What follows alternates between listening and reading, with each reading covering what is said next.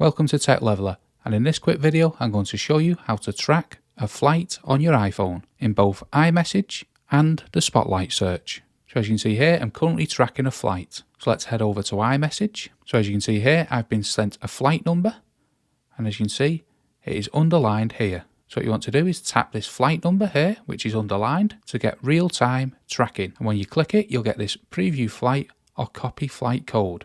When you select preview flight, you'll get this pop-up with all the different information about the flight that you're currently tracking. You can also send this flight number to anyone who is using iMessages, and they'll be able to track it from their phone. So let's look how to track it a second way, and let's head to the main iPhone. And you can use the search function here to bring up Spotlight search, or you can put one finger on the home screen and swipe downwards, and this will bring up Spotlight search. And then from here in the search box, you want to either type out the flight code, or if you had it copied, you want to copy and paste it into the search box. And as you can see, it gives you the flight card, and you want to click on this, and you'll get all the information about the flight. So you'll be able to track it. So that's two different ways how to track flights on your iPhone. Hope you found that video helpful, and if you did, smash the like, smash the subscribe, and thanks for watching.